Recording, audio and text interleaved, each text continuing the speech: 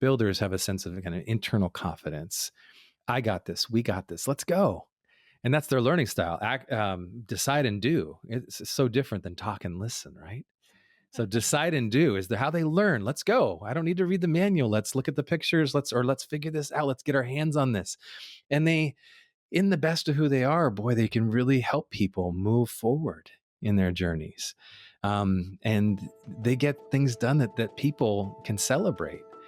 And so it's a beautiful thing. Our contributions are actions and results. And they love to give that. And they love to make a positive difference for themselves and others.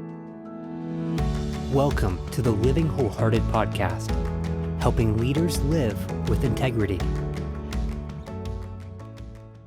Well, hey, everyone. Welcome back to the Living Wholehearted Podcast. And for those of you that may be tuning in for a first or sort of relatively new to our audience, we're glad to have you. This is a place where we talk to leaders, and leaders are anyone with a following, right? So if you're working as a leader in your organization or business and you're leading many, or you might be just a single mom and you might be leading your family, or you might be both, how you live and lead matters. And we're here trying to do this very work that we talk about, that we've written about, that we speak in places and work with leaders in cohort relationships. So we're right there with you in this process. And today, we thought we'd throw it back a little bit, right? Right, Terra? We thought we'd toss it back a bit to earlier episodes. Like when we first started this. Before we do that, can we just mention your glasses? It's a really new, beautiful look for you. Why, thanks. Yeah. I popped maybe a little bit of a blood vessel in this eye. It's still healing. And so my contact lenses are, I'm just on hold for that. So yeah, there you go. I'm pretty studious. Why, thank you. Okay. Yeah, thanks. I appreciate that. Okay, so we're throwing it back. Yeah, in our earlier episodes, I mean, gosh, we're around 200 plus now at this point, I think. But when we first started out, we started sharing about a tool that we have been utilizing for now 13 some years. It's just the best available human capital instrument that we've found. And we've really dropped all the others over all the years that we had used previous assessments in helping to understand people's hardwiring. So that's the Core Values Index. So we thought we'd toss it back and bring some fresh content for what we've been learning around the CVI through the various disciplines at Living Wholehearted, both in professional counseling, and we've got our clinical team that's been trained to use the CVI. Primarily Terra and I mean, you and I, we use this for in our executive coaching relationships, in our organizational development work, and then on the side, all kinds of things with regards to marriages and families. When people can see themselves more accurately, the most accurate that they possibly can, then they can learn to live within the limits, and they can see other people more accurately. And that's one of the biggest keys and takeaways as to why we would utilize this assessment, why people utilize assessments in any sense.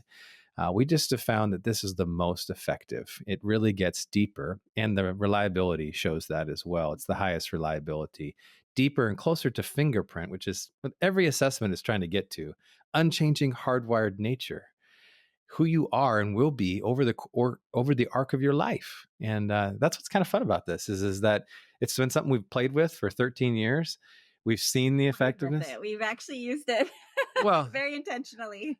Yeah, there's no doubt about it, but it is playful in the sense that we've applied it in our own marriage, in our relationship with our girls as we raised them, and they're now in their mid-teen years, late teen years. So in that sense, we played with it. Well, let me give you some of the outcomes, and that might keep you around a little bit to want to listen more. Now, if you've been around and you've taken your CVI, your Core Values Index on our website, livingwholehearted.com, this will be a refresher for you, or maybe you're still new to it, or maybe you never heard about it. So some of the outcomes, one of the reasons we use it is because it really helped us in our own marriage. We were trained in up to 20 different assessments between leadership, mental health, ministry, all of the top notch. And this was the first assessment that really gave us some practical roadmap to helping us in our marriage and gave us some ahas about our true hardwired nature. We had made a lot of assumptions. Some of the Hmm. assessments didn't get it fully right. They weren't as reliable. And so we were fooling them. And this one really called it out. So it changed that. It helped us in our parenting. Our Yeah. girls, as teenagers, are normal teenage girls, but it really has given them a lens to help them understand conflict resolution, to see their value in our little community, in our organization as a family. And then also being able to work with teachers and coaches and classmates and teammates and other people to not take things so offensively and to recognize, oh, that they're wired different than I am. They communicate different. They value something different.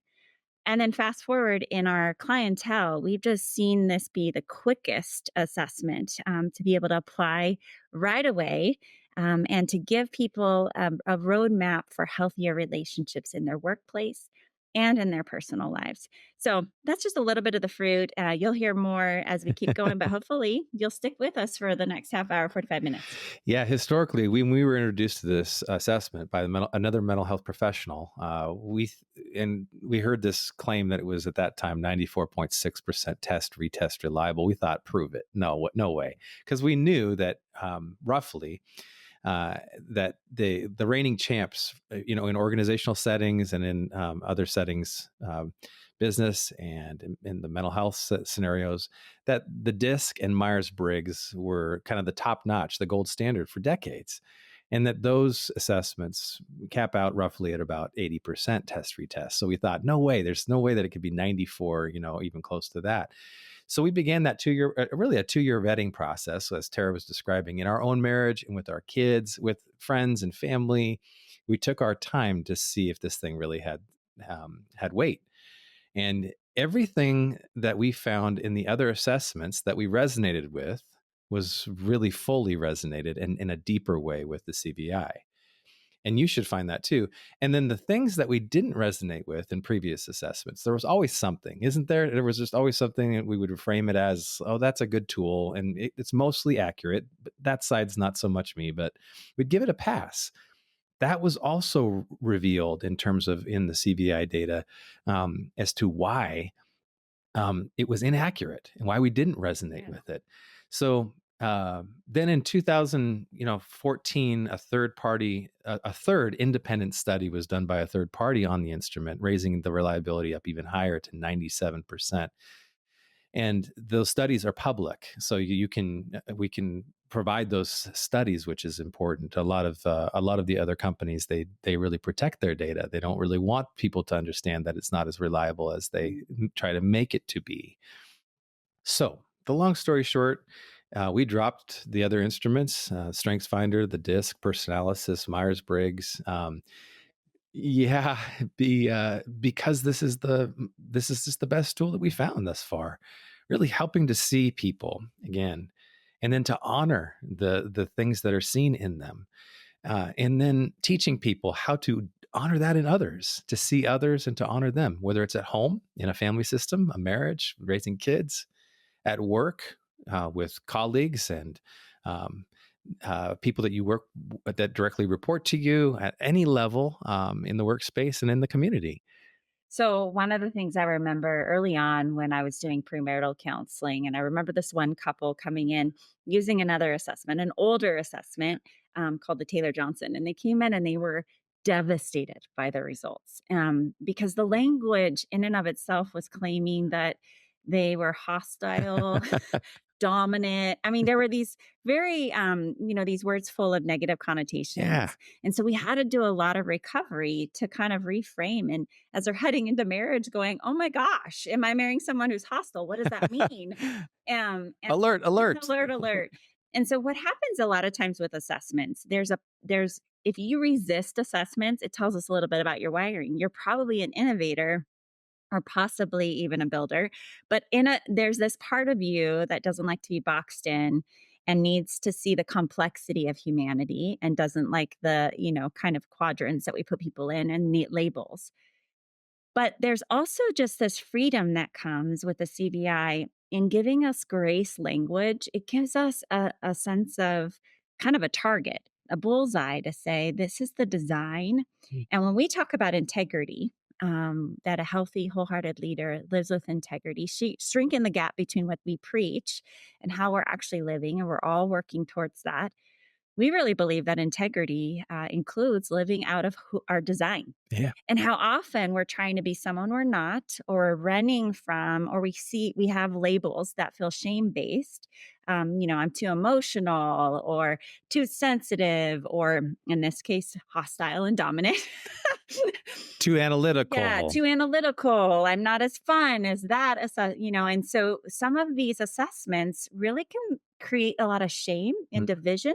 mm. And when we bring these into organizations, I have seen how CVI has brought just this level of deep breath where people have just been like, oh, so many other assessments right now are kind of like, you're in the wrong spot. You're not doing the right thing. There's someone better for your job. Just the how much you should be growing here. This is where your weakness is. Those are helpful.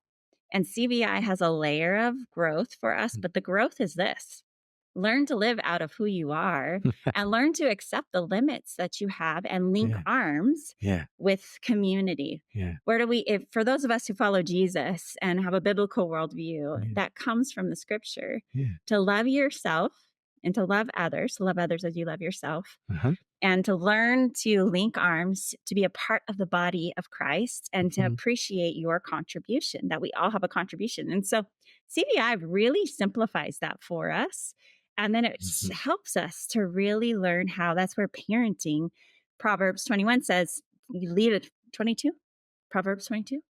I don't know. I'm second guessing right now, but That's- there's a proverb. we can look that up. Yeah. Yeah. There's proverbs that says you train up a child in the way they should go.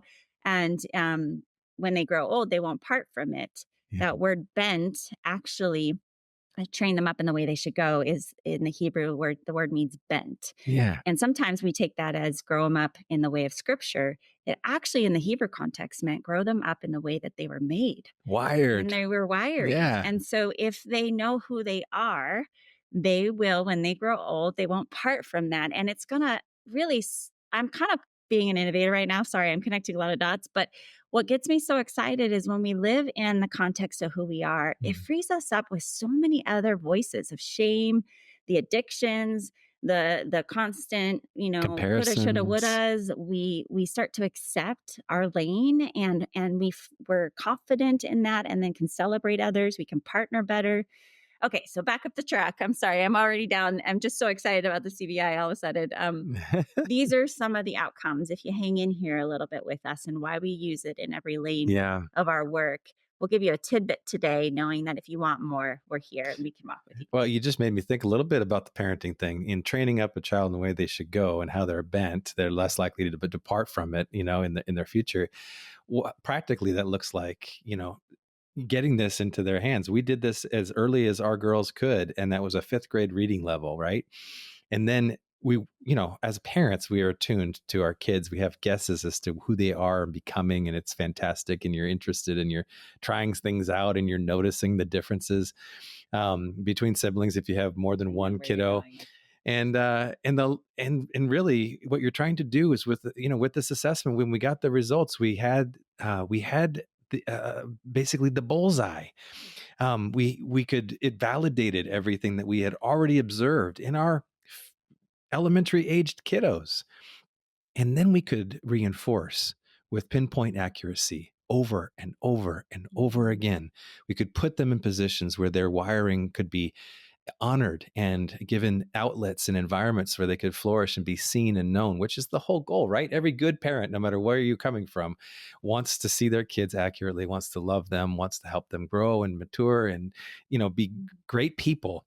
Well, when we got a hold of this, we could see the connection so quickly. Wow, we could really give our girls legs up emotionally with emotional intelligence.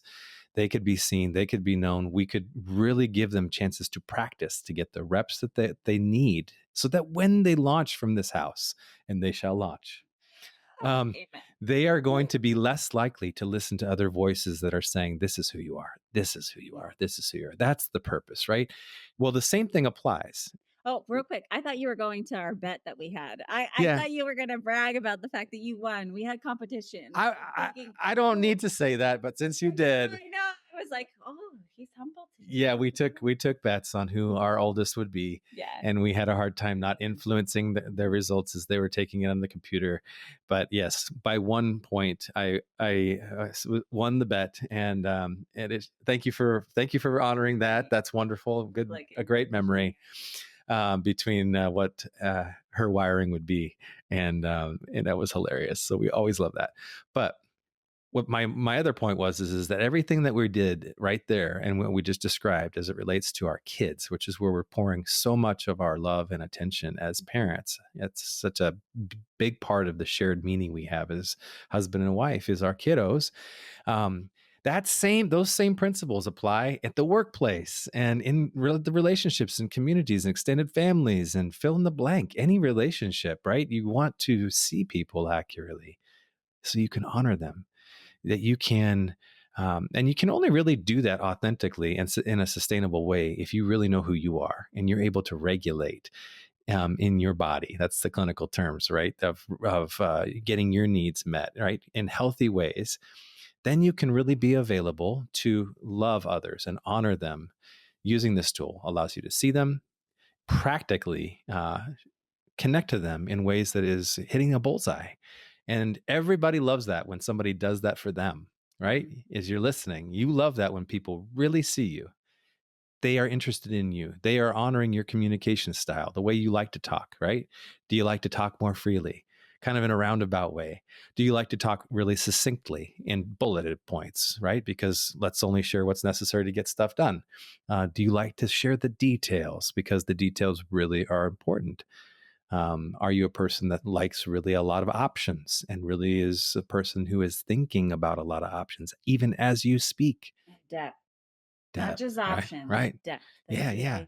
Wisdom and connection, right? So you're doing that. Speaking of that, I mean, practically, I just had a coaching session with a single woman who's, we were talking about dating. She's an incredible leader, but we're talking about her personal life and just the idea that she really longs for that intellectual, deep conversations. And that's part of her dating kind of, Dilemma? Well, it is a dilemma, but it's wiring, right? You're looking for someone who's a higher innovator who likes to think a little more systemically and critical thinker about problems in the world. That's an innovator. The rest of the wirings do not intend to be drawn to talk about problems at the dinner table. That's just not something that they would enjoy as much. Yeah. Definitely, it's not about intellect in terms of everybody in the core values is smart and has their own contributions in terms of intellect. But in terms of conversation and depth, there's certain wirings that are drawn to more complex conversations and some that are drawn to more playful. And so even at the dinner table, you can kind of see who people's wirings based on the kind of conversations that they tend to have or start or don't start and let someone else lead. Yeah. It's so true. So not only just in the way that people communicate, and there's sort of four frames, right? The simple, so many of the other assessments are so complex and complicated, and they have huge manuals that are, never going to get reread or studied except by people who are more banker wired in the CVI language, who love to read formal communications and really appreciate that, right? In those cases, they're reading it, but nobody else is reading it. And so then that's frustrating for those wiring types, right? Because they didn't really follow the rules. Well, the long story short is that we love this framework for its positivity. And that's not just, because we need everything to be positive, but it's positive, forward thinking, honoring perspective, and its accuracy. It's so accurate in that way. It reads people. When people are taught how to read people by learning what the core values are, there's 4 values. And these values really describe people on the planet. It doesn't box anybody in. There's so much room for nuance in this tool under the umbrella of honoring that is absolutely brilliant and beautiful in that way. It's not a Christian tool. It's not a spiritually based instrument. It actually has its origins and kind of the foundations for the creator of the tool, Lynn Taylor from Taylor Protocols, who embedded it within social sciences, Maslow's hierarchy of needs and other things. And so it's built upon good research, and it's fantastic in its ability to, again, see people, which is the point. Everybody wants really to be seen and known. Our good friend and colleague, Dr. Kurt Thompson, speaks about that being the greatest underlying need of all in humanity as a psychologist. To be seen and known is the most important need of all. And the neuroscience supports that now. It's pretty clear. Mhm. Okay, so let's start because we're 20 minutes in and we haven't even described anything specific about the CVI. Can you guess what our wiring is? we are not we are not detailed. We're not linear. Jeff's a little more linear than I am, but I'm a creative kind of way of approaching things. But we gave you context. We gave you our why. We gave you our outcomes. Now let's just talk a little bit about the 4 core values. Some of the things that if you're a part of any of our trainings, if you're a part of a cohort, you come to coaching, you go to counseling, we have marriage retreats. We do all kinds of in Courageous Girls. If you're walking with a daughter as a mom daughter, we use the CVI and you get the basics. So that's what you're going to get today. And the basics is there's 4 core values and you can only be in one at a time. This is where sometimes you feel like a Jekyll and Hyde. You're like, sometimes I'm this, sometimes I'm that. And the number goes anywhere from 0, though I don't think I've ever seen a 0, to 36. We all have a little bit of each of these, but the numbers mean something. And every single digit is significant. So the closer you are to 36, the more you resonate with that core value. And then the closer you are to a 0, the less you resonate. In fact, if you're below an 11 in your numbers, it pretty much is not a core value that we want you to lean into. And you really need to link arms with others because you're like riding a bicycle while someone else is driving a Porsche. Okay. So there's this idea that the numbers matter. Yeah. You can take the free CVI and it always will give you your top 2 core values, but the paid version gives you all 4 of your numbers and you can see the variance. And I don't think anyone has the same CVI results yet. And how many have been? Yeah, over 1.3 million in 36 countries. It's remarkable. It's remarkable. Statistically speaking, our more banker wired types immediately begin to do the math. And my mind can't. There is a day and a time statistically where there should be mathematically duplicate reports, right? But not yet, which is so incredible to me to think that the nuances again of those numbers and the variations of how that all adds up. So there's 4 core values: merchants, builders, innovators, and bankers. And these 4 names came from this. We're in the Pacific Northwest. We're in Oregon. Lynn Taylor is from Seattle, Washington. So we're on the Pacific Northwest, the Oregon Trail. Thank you. You got it. All of a sudden, I'm losing track of where we are and what we're doing. But the language comes from kind of a pioneer community idea, and that a merchant would be the one who's using their words and connecting and using relationships to create trade, to tell the stories, to create community. The builders are the ones who are doing the work of building the houses and getting the meat that needs to be eaten. The innovators are creating systems to get the water from the local water source over to the town, or the best way to do the tools, or where are the animals and their patterns so that the builders can go hunt. And the bankers are the ones who are counting the resources and making sure that we have conservation and we're ready for worst case scenarios when the winter comes. So that's where these terms come from. And we try to really encourage people not to get hung up on the term as much as just it being a way to help us to know what we value when it comes to community, organizational health within our families, and in relationship with one another. That's always pulling at us. And the CVI is different than many other assessments in that it says, being 97% reliable, that when you were born, you were given this set of core values, and those core values are with you the rest of your life, and they will not shift. So that's where it's a hardwired nature. Then you have your story, your environment, your family, the things, nature versus nurture. And the highs of lows of life. Yeah, the traumas that affect us. Based on your wiring, your core values, you will respond to these circumstances in different ways. We get wounded in different ways based on our wirings.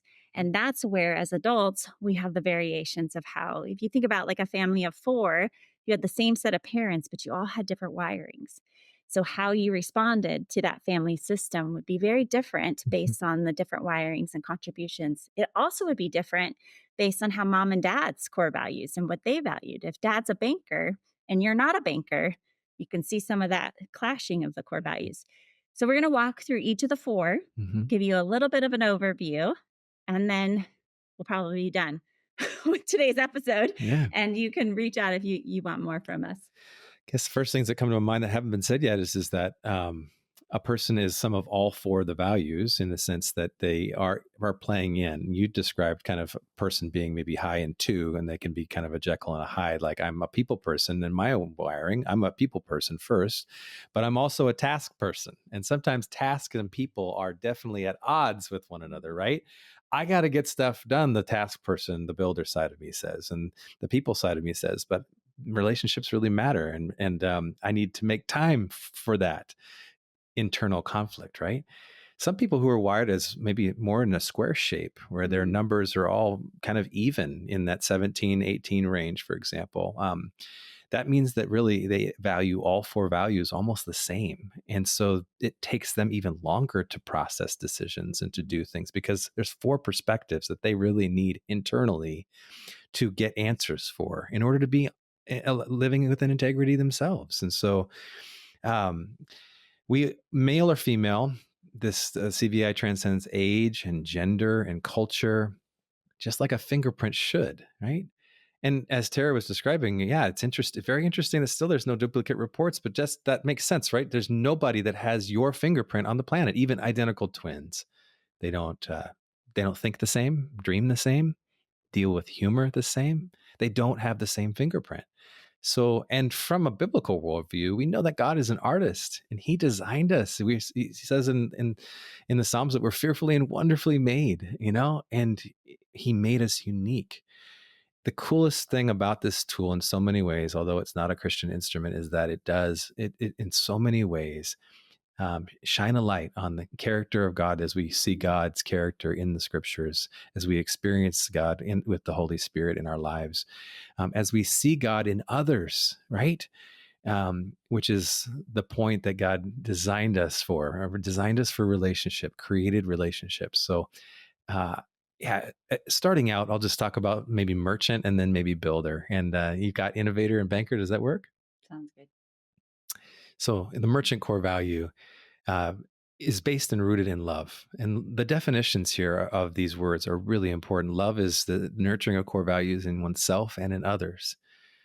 Early, from the earliest days, a merchant, when they're born, somebody who's high merchant, they are turned towards person. They are a relational person. They are wired for relationship. Merchants spend a lot of time thinking in their lives, who am I? Where do I fit? And we use relationships to help us to really gain sense of clarity and conviction about those answers and how should people be treated. So that merchant's love is supported by truth, and that this is the only subjective truth in the framework of the CVI. And the truth of the merchant is the way things are, the way the way the merchant sees things to be true, right? It's the set of convictions that they develop over all their time about, again, about who they are and how people should be treated. And everything is relationally based for merchants. And emotionally. Emotionally based. They are the feelers. They feel everything. The higher the number of merchant, the more everything I'm saying and we're saying is true. The more they feel and use their gut to discern. And they're the highest relationally intuitive of the four core value types. So their gut, especially for those high merchants, is very accurate and in color.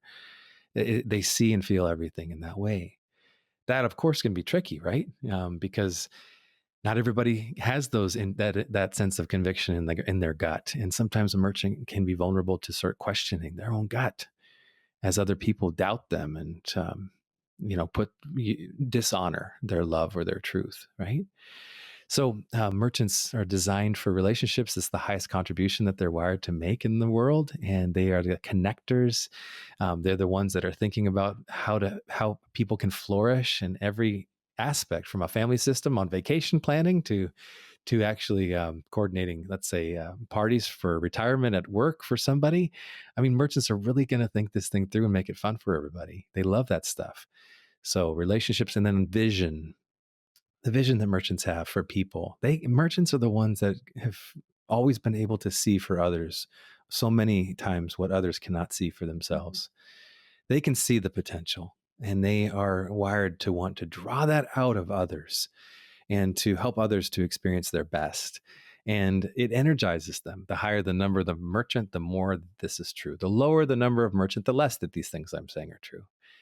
So merchants are the people of the community. It's not to say that other core value types don't care about people. We're saying that merchants really care about people and are playful and love to engage. And the more generally speaking, there's exceptions to this, but generally speaking, the more the merrier. Merchants have a wide net, and the highest number of merchants really feel like they're best friends with anybody. They could really do that. That's not true for every merchant, but that's a characteristic of many, that they have a larger group of people that they surround themselves with and feel connected to. Merchants talk and listen as the way that they learn. It's amazing. They actually do that. So they do this roundabout process that we've kind of come up with, that they start on a topic, and boy, it goes places, doesn't it? And those of us that are higher merchants, we laugh because we know we do that. Others who are wired differently in the three other core value types are like, that is different. And yet the contribution, I will just say that I want to speak in truth and grace, is that merchants and their talk and listen, they are the best communicators when it comes to once they've synthesized, they're not doing the verbal processing. But when they get up there, they love to teach, they love to speak. So that is where that gift in talking can be used in content development. So it actually, as you're thinking about it in terms of the people that kind of annoy you because they talk a lot, like, what would be the strength of that? What's the gift? Nobody's a stranger. They aren't short for words. They can figure out how to start a conversation. So there are gifts for the talking a lot. For those of you that are like, when are they going to shut up? Well, and they can ask great questions, and they are endearing. Merchants, they have an attraction to others that make them good friends in so many ways, and people want to be around them in that way. And that's not just for them, but they're really good at that. Okay. So merchants are also vulnerable because of the ways in which they love, and they have so many convictions around their truth in terms of who they are and who people. They're very well informed about issues that matter to people. They can be vulnerable when people are unloving and are dishonoring of their love or their truth to manipulate in order to get that love and truth in unhealthy ways. So all the tools that are out there, the CVI has these 4 quadrants and these 4 terms and some things that unpack that, but also a shadow side. The difference here is that it really does speak deeply to the contrast of the strengths of the core values, but also as to why we do what we do in the shadow side in a deeper way than the other assessments we've found do. So that's merchant in many ways. The second value, I can just keep rolling here if you want, is builder. And these happen to be my 2 top core values, merchant builder. And then I've got kind of a medium score for innovator, and then a smaller number for banker. Higher number and lower number isn't bad. It's a fingerprint. It just is, right? And but builders are their primary value is power, and that's supported by faith. Power is personal energy applied to make a positive difference. Builders, male or female builders, man, they just want to get stuff done. They want to use their energy. They need to use their energy, physical energy, to make a positive difference for themselves and others. It's the higher the number, the more they got to get going, the more that they do, right? And the lower the number, the less this is true for them. But they also have this faith component. It's not a spiritual faith in this scenario. Faith in this framework is that they know what to do, or they will know what to do if they don't immediately. Builders have a sense of kind of internal confidence. I got this. We got this. Let's go. And that's their learning style. Decide and do. It's so different than talk and listen, right? So decide and do is how they learn. Let's go. I don't need to read the manual. Let's look at the pictures. Let's figure this out. Let's get our hands on this. And they, in the best of who they are, boy, they can really help people move forward. in their journeys. And they get things done that people can celebrate. And so it's a beautiful thing. Our contributions are actions and results.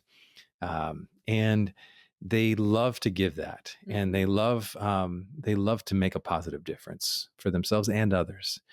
But builders, though, they can be vulnerable when people challenge their ability to do that stuff, to get things done, to take the action that would lead to results, or they dishonor their faith, that sense of belief, cutting them down. A builder can be vulnerable to use intimidation to get their needs met, of being seen as the powerful one, the one that knows what they're talking about and knows how to get stuff done, get that met in unhealthy ways. And we got to help builders. I have to work on that in my own life to regulate that, right? So builders and merchants, two beautiful contributions made to the world, two types of people that God made. I happen to have both of those values that are stronger in me. Every person has some of all four values, but those things are two of the dominant drivers in my life: people and tasks, getting stuff done. What about our innovators and bankers? Yeah. So merchants are the people. Builders are the action people. We did hand signals one time with some kiddos. They were having to remind us. So I don't even remember what the people was. It was the peace sign. Keeping the peace. People. Yeah. Action people are the builders. And then us innovators were the options people. What was our hand signal for that? It was kind of like this. It's like, I don't know which ones to choose. Okay. No, we do know what to choose eventually. But yeah, it's sort of like interesting. We got options here. Yeah. So our innovators are our wisdom and compassion people. So those are their two main core values. And the wisdom is they see the problems and then they know what to do about it. Mm-hmm. And the compassion is this ability to kind of wait for the right solution. They weigh out, they remain curious and inquisitive and want to collect all the data before they actually make a decision and act, right? Yeah. So that's the weighing all the options. But at the end of the day, innovators actually come up with really great solutions. For sure. They are the problem solvers. That's why when it comes to a dinner conversation, they tend to they want to talk about deeper, more complex problems. And you can see people's core values pulling even internally for them, because as a merchant innovator, those are my two primaries. Sometimes I'm like, Terra, it's not that big of a deal. But my innovator's like, this is really important and complex, and we need to solve this now. So there's this real desire to want to be a helper and to solve the problems, like the builder wanting to get things done for the community. The innovator wants efficiency, wants to help people solve long-term problems. So we tend to look out and go, okay, what we do today, how is this going to impact us in 10 years? They're very long-term thinkers, which also is really important to say is they're thinkers. They're cognitive. So the merchant and the builders are more intuitive and live from their gut. Innovators really live from their cognitive mind. And so you can tell an innovator when you ask them a question and they kind of go internally, like their face almost looks blank. They look kind of dumb. I mean, there's moments where I look really dumb, but I'm actually thinking. Yeah, processing because my words don't come out. As innovators, our words don't come out until we can really articulate which option we're going to share. And part of the healthier innovators is telling people, hold on a minute, I'm thinking. Otherwise, it's just like this awkward silence for people. And for us as innovators to recognize that that's not what everyone's doing. Jeff asked me what we're going to have for dinner.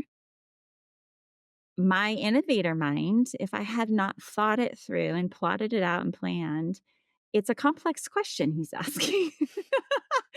Because not to my mind. We're thinking about what restaurant we're going to go to. Are we eating out? Are we eating in? What are the traffic patterns? What did we have last night? What are we hungry for? What's the girls' schedule? What's our schedule? Okay. So hearing all the options. There's a lot of data that needs to come in to make a simple. And for a builder, that is really frustrating because builders are like, just decide and do. Yeah. And for the merchants, they want to think about how is this decision going to affect all the people? And the vibe for the night. Is it going to create the ambiance we want? And the innovators is thinking, okay, efficiency and making sure this isn't going to affect us long term. If we go out to dinner tonight, is this going to mess with us tomorrow or someone's schedule or the budget?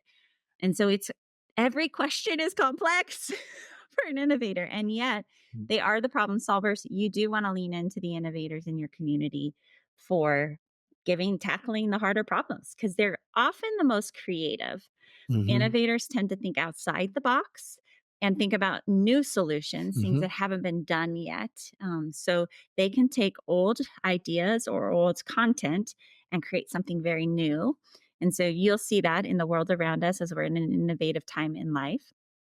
That's different than our bankers. And we'll get to our bankers in that they love the same thing and consistency and do not want to be creating new things, but really want to look back at the track record and stick with what is researched and what is known and what we know works.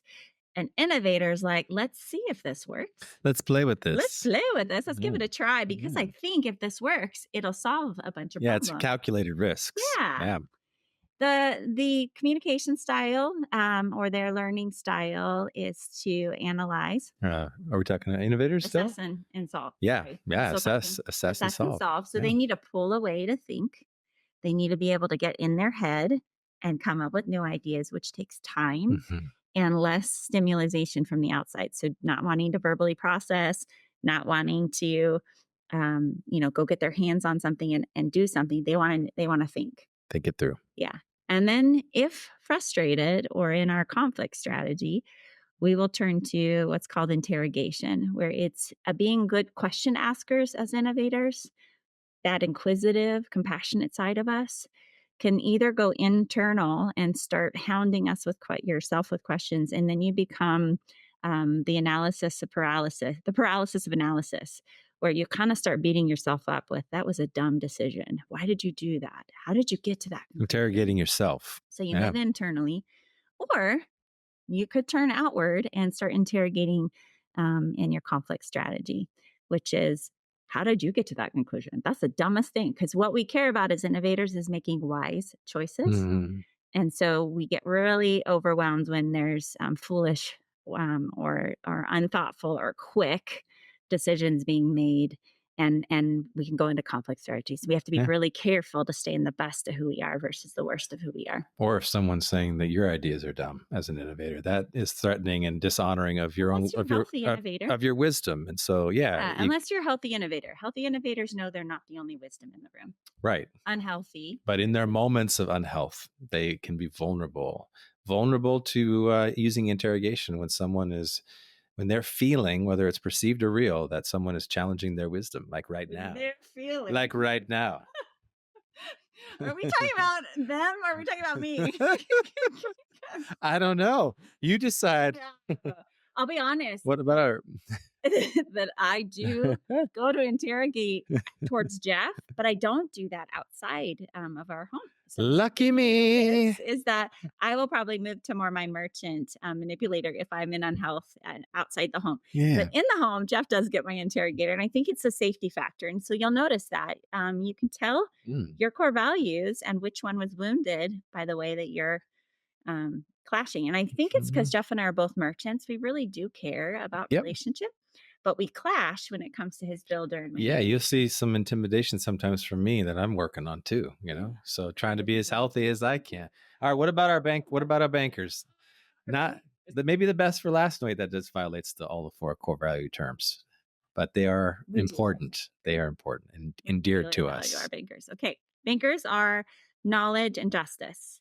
And knowledge, a lot of bankers would rather use the word excellent instead of knowledge, but they want to know the how and why of things. Yeah. So they ask a lot of questions and they want a very step-by-step how to do something or why did we do something. So the research, they want to read the manual. And then the justice is this equity part of them that they really do, similar to the merchant, but they are thinking about resources and making sure that everybody in the community has what they need. Merchants think about, does everyone feel a part of the community? The banker says, does everybody have what they need? And are we sharing it equitably? Okay.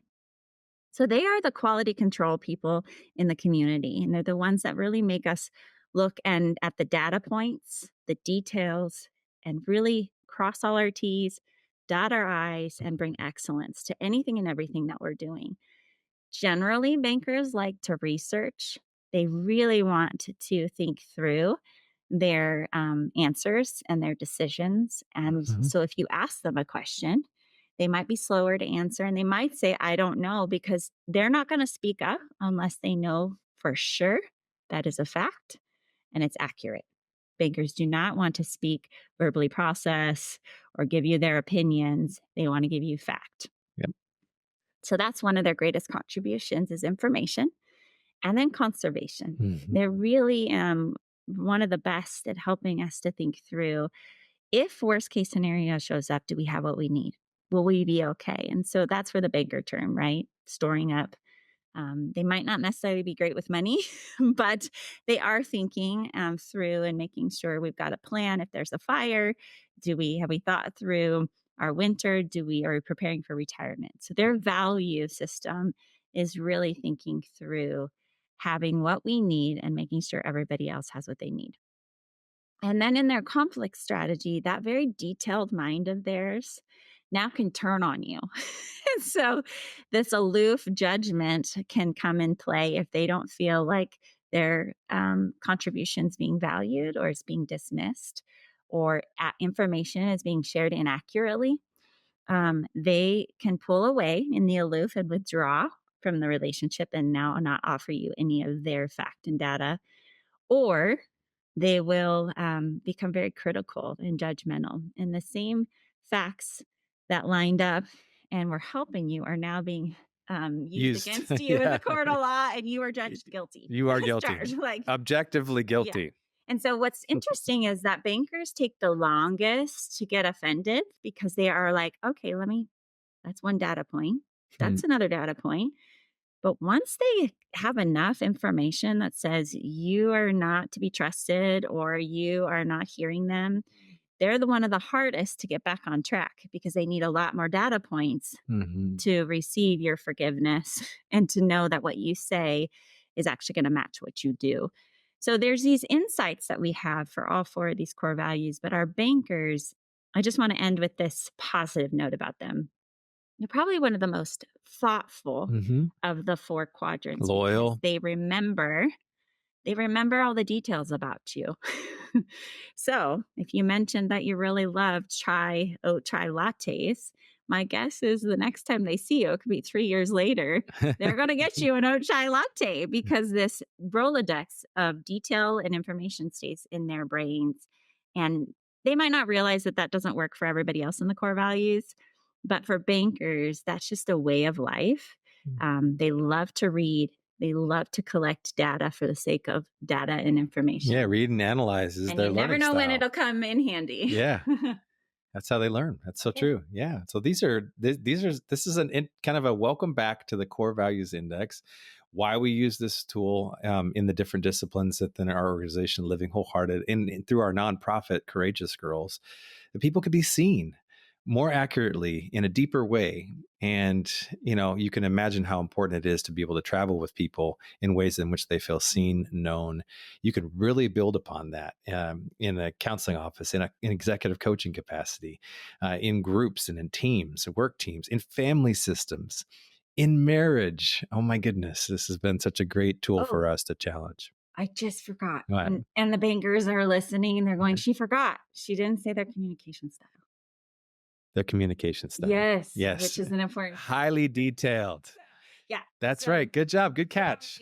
Trying to honor the bankers right there. See? So their learning style is read and analyze. So that's why Jeff pointed earlier to say they're going to ask, and they often do say, where's the book on the core values index? Yeah. Where can I read more? Because verbal processing, even a podcast, is harder for bankers to learn. It's a learning style when you learn about how you learn best. Bankers learn best when there's written print or formal communication. And it's very linear, A to Z, and it's dotted, detailed, and that's going to be the best. So when you're left hanging at the end of this podcast and you have a lot of questions and you have more like, I still don't know where to land, there might be some banker in you that's speaking up saying, I need more. More information. The builder's like, I got it. I don't need any more. I'm going to go now apply this. The merchant's craving this more relational, and you'll probably go talk to 10 people about the CVI. And then your innovator, if you've got that in you, you're already connecting dots. and taking other information that you Yeah. have about the people in your life or the organization, and then taking and assimilating this podcast already. And you're probably just starting to create some solutions and have some plans already in place. That's how you can kind of see the different parts of who you are and how that's playing out in your relationships. Okay, I interrupted. Keep going. I guess just to kind of conclude, right? I mean, it's about that time to say that this is to whet your appetite around this tool, and how we utilize it, how you can utilize it. Right? You can go to our website, livingwholehearted.com. You can take the free version. It's the same assessment as the full version. It's just that the full results are sort of hidden, and then you can always upgrade if you want to later. And paying that $49.95 is what the CVI company, Taylor Protocols, charges. Or you could just pay it right up front and take it and get your full results, right? Your 4 core values and the specific numbers. Then the numbers, as hopefully we've shared today, are the nuance, right? That more accurately describe the beauty and the diversity that makes up you, and the mystery of it, really. And it helps break it down in ways that allow you to be seen and known, which is a wonderful thing to feel and experience in relationships. In order to have healthy relationships, we have to do that better. So there's hope in that. It's so purposeful. It takes about 10 minutes to take, depending on your wiring. Some bankers take a little longer, right? Because they need to analyze and read the word choices and the definitions, and that's okay. That's all part of this. But about 10 minutes to take, you get your results back immediately after. And then at Living Wholehearted, we're available to you to be able to do a deeper dive and unpack if you want. That's where really the gold comes from. The web-based report is okay, but the magic and the gold comes from really looking at it with somebody who knows this tool and can deliver so much gold to you that you can begin applying into your life and relationships right away. One of our favorite things to do is to come alongside a leader and to help them know themselves, and then to come alongside the people in their wake, whether that's their executive team or whether that's their spouse or that's their entire family. So your web of influence is really, we know that if you're walking with integrity and doing your work, you're going to impact everybody in your wake. And if we're not, then everybody in our wake is going to pay. And it's just a matter of time. Yeah. And so CVI is a vehicle. It's a tool to help us have better insight to why we do the things we do, and a roadmap. There are some beautiful roadmaps that we didn't give you today on how to actually not be in our conflict strategies all the time and how to be more mature and to keep in step with the best of who we are versus the worst of who we are. So hopefully that gives you an insight a little more of when we're in our podcast and you're listening to us and you're going, they keep using the CVI. They keep talking about the CVI. And we just thought, you know what, let's give you another deep dive into this tool. I am a merchant innovator. So now as you're listening to me in the podcast, you'll probably go, oh, and Jeff is a merchant builder. He's often more merchant on the podcast, but a little more succinct. And you'll hear him often. This is where the builder and innovator, we have permission. We've worked on this over the years, but he'll say, saying it another way, or what she means is, because I'll say something really complex and then he kind of synthesizes it for me.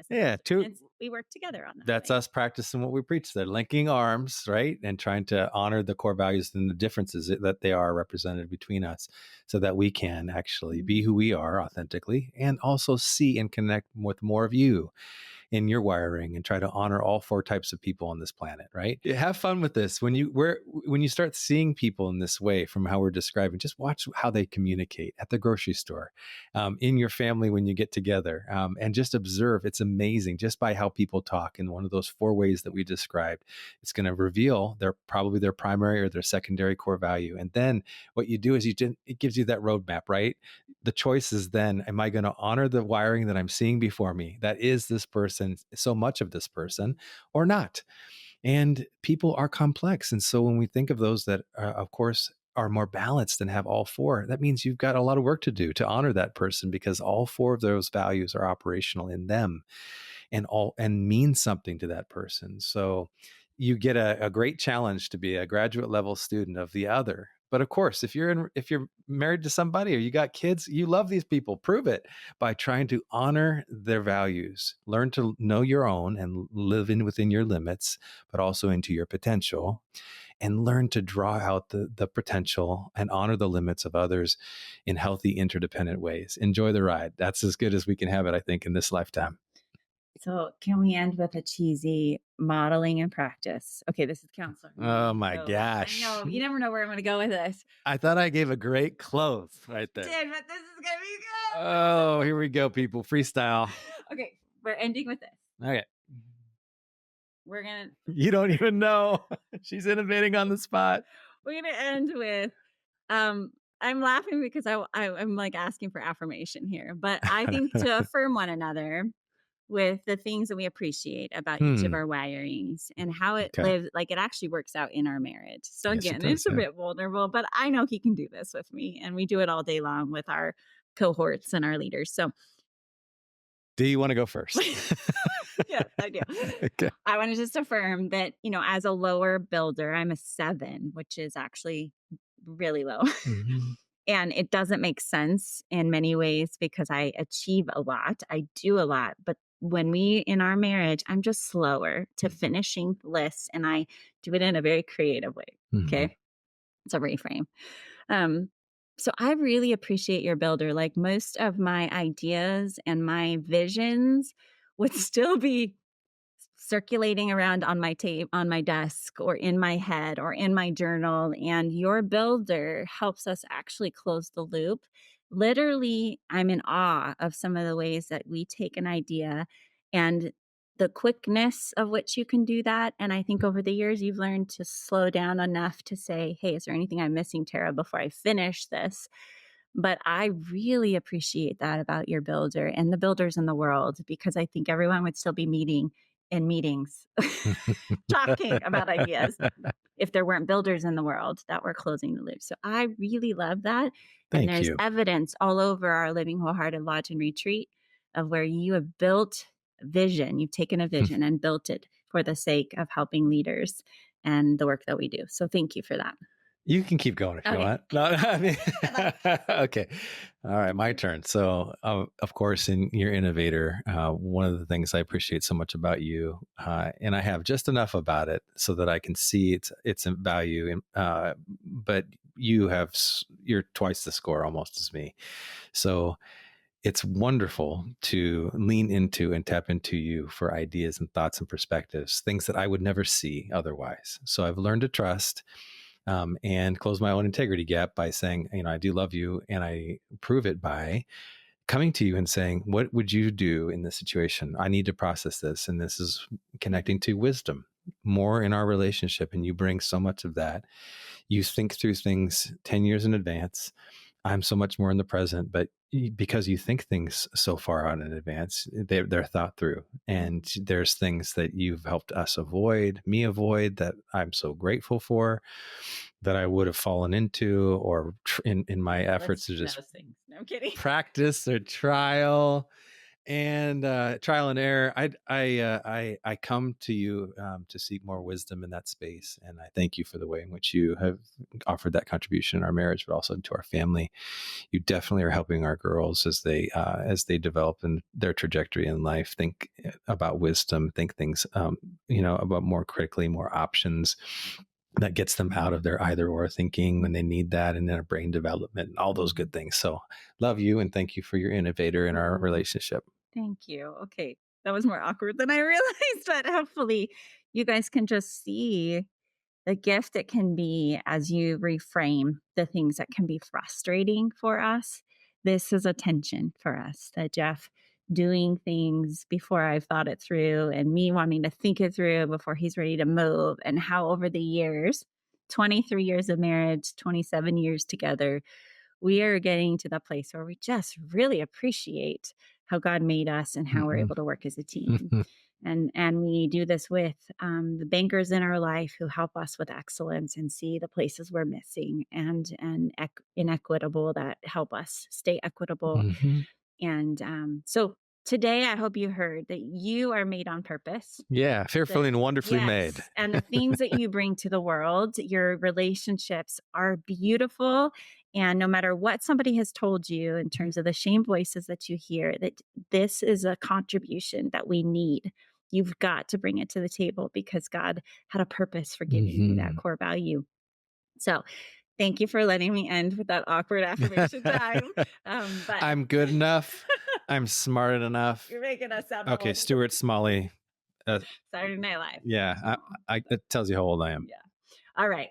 Thank you. And we'll look forward to seeing you next time. We've got some great guests who actually are going to talk about the Enneagram and emotions. And Another tool. Yeah, another tool. It's one that we appreciate. But if you're interested in the CVI, hopefully we've better unwrapped the gold that we see in the CVI today. All right. Until next time, be the leader that you would follow. Thanks for joining us. Well, did you know that we're not just podcasters? One of the best ways to connect with Terra and I and our whole team at Living Wholehearted is our website, livingwholehearted.com. There you're going to find the books that we've written, our e-courses, executive coaching, organizational development, and professional counseling services. And then one of our favorite things that we're up to these days, our Wholehearted Leadership Cohorts, where we take groups of leaders for 1 to 2 year journeys together. It's amazing. While you're there, for fresh content, make sure that you sign up for our e-newsletter. That's where we're putting out stuff every month that you want to keep close with. So visit livingwholehearted.com. You can also join us on socials at living_wholehearted on Instagram, and we are Living Wholehearted on Facebook.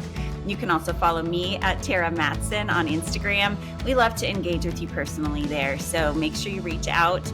Leave us a review if you're enjoying this podcast. Hey, thank you for caring about being the kind of person and leader that lives with integrity.